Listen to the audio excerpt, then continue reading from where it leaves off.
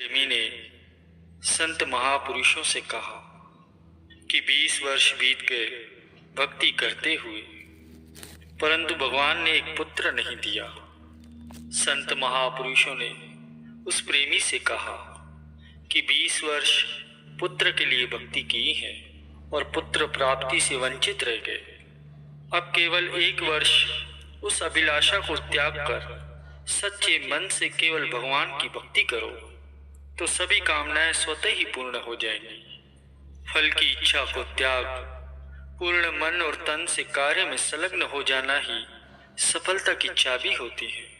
जो सद्गुरु की सेवा या प्रार्थना में प्रेम से पूर्ण मन लगाएगा तो उसका मन प्रेम विहीन सेवा या प्रार्थना से 1000 क्या लाख गुना अधिक निकलेगा। माया असत्य है और भक्ति है सत्य। यदि असत्य का आश्रय लोगे, गुरु को वीडियो लाइक करना, सब्सक्राइब करना प्लीज, तो धोखा खाओगे और सत्य का आश्रय लोगे तो बाल भी बाका न होगा। तुम्हारी छाया तुम्हारे साथ अवश्य रहेंगी, परंतु सोचना केवल ये है कि वह तुम्हारे पीछे है या तुम उसके पीछे हो। यदि उसे पकड़ने का प्रयत्न करोगे तो वह आगे आगे भागेंगी, और यदि उसकी ओर पीठ करोगे तो वह तुम्हारे पीछे पीछे चली आएंगी। यही हाल माया का है।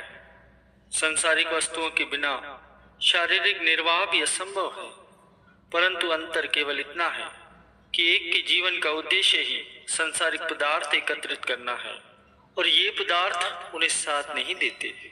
वे इस लोक में भी खाली रहते हैं और परलोक में भी खाली रहते हैं, और दूसरे का उद्देश्य केवल मालिक की भक्ति करना होता है। फिर ये जो सांसारिक पदार्थ हैं उनके पीछे पीछे स्वयं चले आते हैं। जैसे एक लोहे का टुकड़ा होता है, वो चुंबक के स्पर्श करने से उसमें एक आकर्षण शक्ति आ जाती है। ठीक वैसे ही जो साधारण इंसान होते हैं वो अगर स्वयं को नाम से संबंधित कर देते हैं तो उनमें एक प्रकार की प्राकृतिक आकर्षण शक्ति पैदा होती है, जिसके फलस्वरूप सभी संसारिक पदार्थ और लोग वहां स्वतः ही चले आते हैं।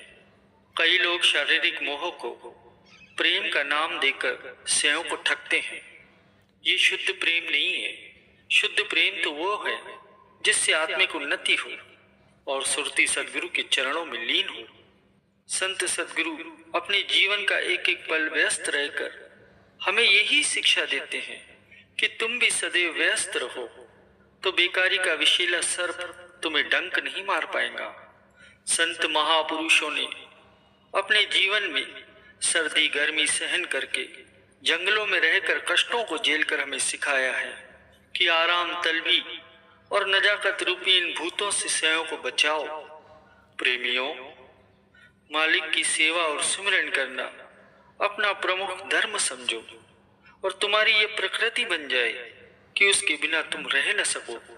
मान मिले या अपमान मिले, उसकी परवाह और उसकी चिंता बिल्कुल मत करो, क्योंकि सद्गुरु जैसा परोपकारी तीनों लोकों में अन्य कोई भी नहीं है। वे जीव को भिखारी से राजा बना देते हैं, मतलब उसकी सुरती को शब्द से जोड़कर उसकी तमाम इच्छाएं मिटा देते हैं। उससे सेवक की ऐसी तृप्ति हो जाती है जिससे कि उसमें कोई भी तृष्णा बाकी नहीं रहती। मालिक के ये वचन है कि जितनी अधिक कामनाएं बढ़ाओगे उतना अधिक दुखी और अशांत रहोगे। सद्गुरु से तुम्हें सच्चे धन की उपलब्धि हो सकती है। उनसे यदि झूठा धन प्राप्त करने का यत्न करते हो तो स्वयं को हानि की तरफ ले जा रहे हो, क्योंकि क्षणभंगुर सुखों के लिए स्थायी सुखों को ठुकराना ये तो मूर्खता है। इसलिए तुम नित्य प्रति श्री सद्गुरुदेव जी के श्री चरणों में श्रद्धा सहित यही विनती करो कि हे प्रभु, मुझ बुद्धिहीन को विवेक शक्ति प्रदान कीजिए ताकि मैं सत्य और असत्य की परख कर सकूं।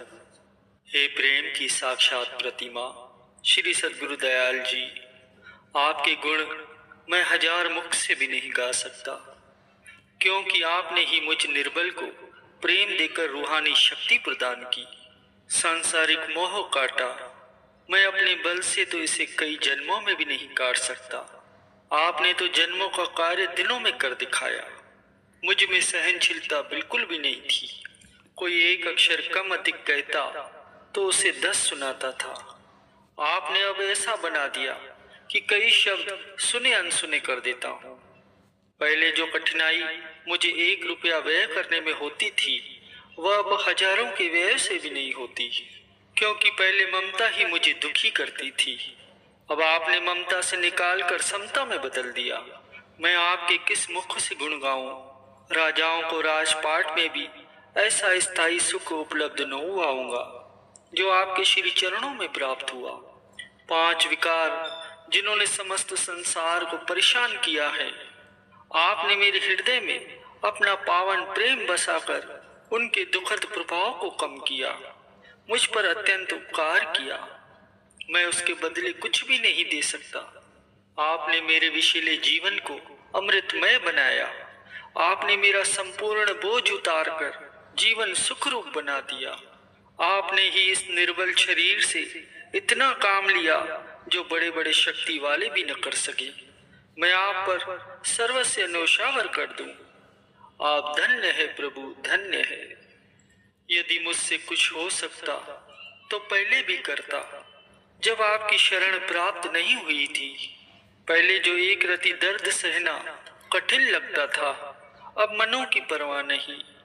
यह सब आपकी शक्ति का ही प्रभाव है। मुझ में रखा ही क्या था प्रभु?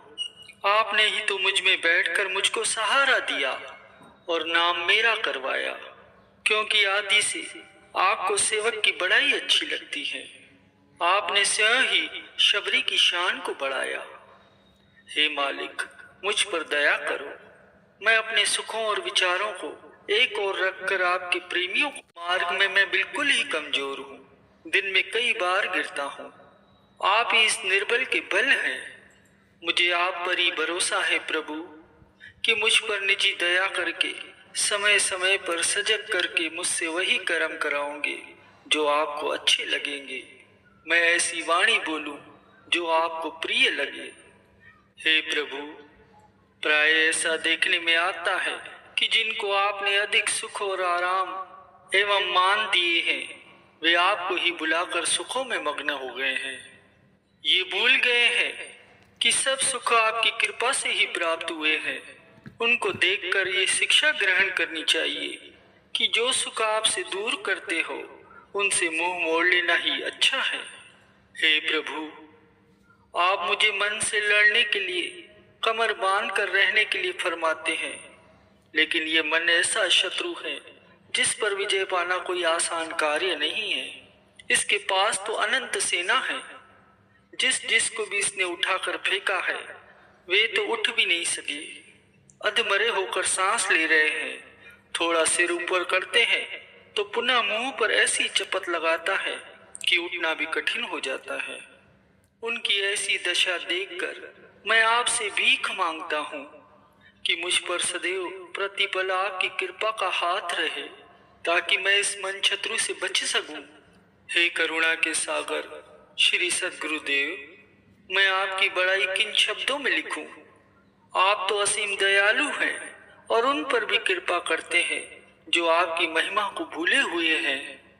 हे मेरे कृपालु प्रभु, मैंने जब से आपकी चरण शरण ग्रहण की है और आपके चरणों में सब कुछ अर्पित किया है, तब से मैं इतना सुखी हो गया हूँ कि न मुझे खाने की चिंता है, न रहने की फिक्र और न ही किसी और प्रकार की चिंता है। परिणाम ये है कि मेरा मन हर समय प्रफुल्लित रहता है। ये सब आपकी कृपा का फल है। इस दास की ये प्रार्थना है कि आपकी ये कृपा सदैव मुझ पर बनी रहे। हे मेरे सतगुरु, मैं आपके श्री चरणों में नम्रता से प्रार्थना करता हूँ कि मुझे अपना सच्चा सेवक बनाइए, क्योंकि मैंने सुना, देखा और पढ़ा भी है कि आपको सेवक सर्वाधिक प्रिय है। आप सांसारिक पदार्थ, सम्मान और पदवी तो पापियों को भी देते हैं, परंतु अपने चरण कमलों की भक्ति, प्रेम और विश्वास रूपी अमूल्य रत्न अपने सेवकों के लिए गुप्त रखते हैं। और ये कृपा प्राप्त कर सेवक अमृत पी पी कर सदा तृप्त होते रहते हैं। हे दयावान प्रभु, मुझे सुमति प्रदान करिए।